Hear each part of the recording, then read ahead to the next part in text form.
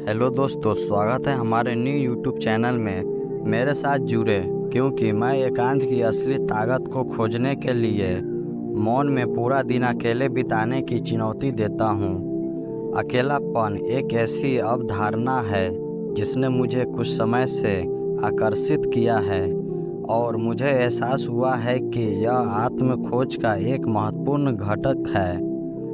आज की दुनिया में हम लगातार लोगों को सोशल मीडिया और अंतहीन विकर्षणों से घेरे रहते हैं, जिससे खुद के लिए समय निकालना मुश्किल हो जाता है।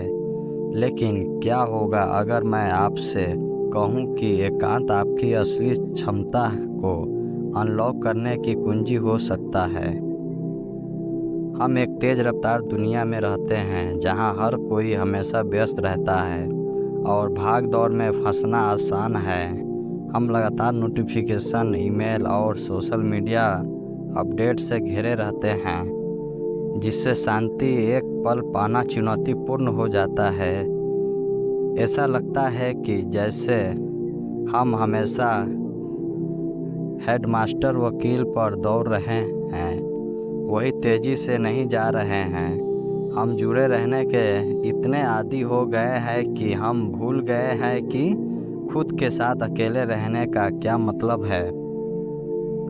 क्या आपने कभी सोचा है कि हम मौन और एकांत से कितना क्यों डरते हैं? क्या ऐसा इसलिए है क्योंकि हम इस बात से चिंतित है कि हम अपने बारे में क्या खोज सकते हैं, या ऐसा इसलिए है क्योंकि हम रुकने या अनुत्पादक होने से डरते हैं? कारण जो भी हो, यह पहचानना ज़रूरी है कि एकांत ऐसी चीज़ नहीं है जिससे डरना चाहिए, बल्कि उससे अपनाना चाहिए। ऐसी दुनिया में जहां हर कोई हमेशा दूसरों से आगे निकलने की कोशिश करता रहता है, व्यक्तिगत विकास और आत्मचिंता के लिए समय निकालना मुश्किल है। हम बाहरी मान्यता पर इतने केंद्रित हैं कि हम अपने अंदर झांकना भूल जाते हैं। लेकिन क्या होगा अगर मैं आपसे कहूं कि एकांत आपकी सच्ची खुशी को पाने या रहस्य हो सकता है? एक बौद्ध भिक्षु था जो एक खूबसूरत जंगल में घिरे एक छोटे से गांव में रहता था। वह अपनी बुद्धिमानता और करुणा के लिए जाना जाता था और लोग दूर दूर से उसकी सलाह लेने आते थे। एक दिन उसने अपनी सारी संपत्ति और सांसारिक इच्छाओं को पीछे छोड़कर जंगल में अकेले रहने का फैसला किया।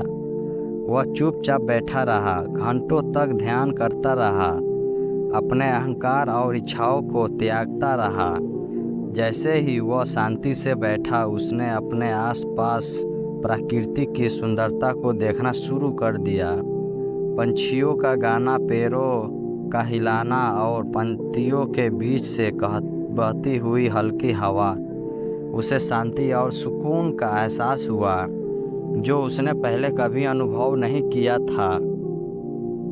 वह दुनिया को नई आँखों से देखने लगा, अपने पूर्वाग्रह और निर्णयों से बेदाग। जैसे जैसे दिन बीतते गए, भिक्षु ने अपने छिपे हुए पहलुओं को उजागर करना शुरू कर दिया, जिसके बारे में उसे कभी पता नहीं था। उसे स्पर्शता था और उद्वेग की भावना महसूस हुई, जिसकी तलाश वह अपने पूरे जीवन से कर रहा था। उसने महसूस किया कि उसे खुश रहने के लिए किसी की या किसी चीज़ की ज़रूरत नहीं है। वह जैसा था वैसा ही पूर्ण था। निर्णायक क्षण तब आया जब भिक्षु को एक गहन एहसास हुआ। वह अपने अहंकार या अपने विचारों से बंधा नहीं था।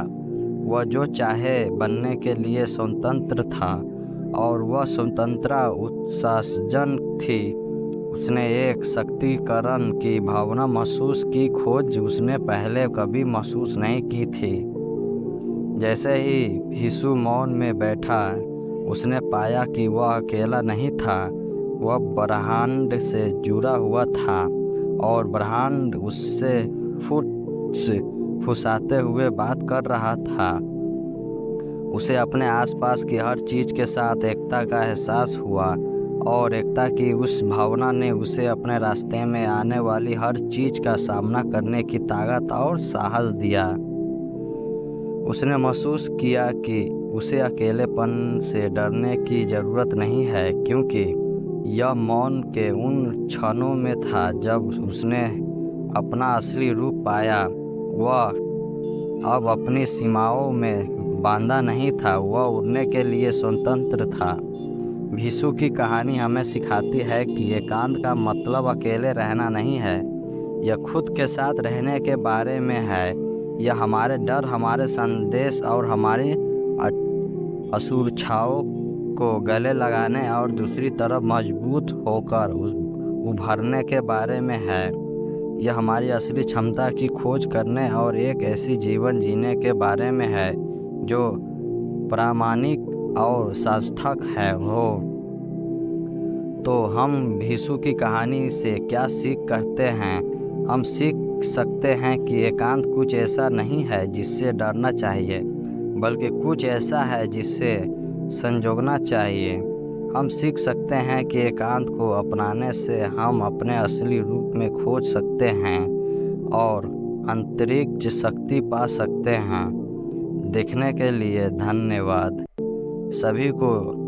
यदि आपके पास एकांत के बारे में कोई विचार है तो कृपया उन्हें नीचे टिप्पणियों में साझा करें। और यदि आप माइंडफुलनेस और आत्म सुधार पर अधिक वीडियो में रुचि रखते हैं तो मेरे अन्य वीडियो अवश्य देखें।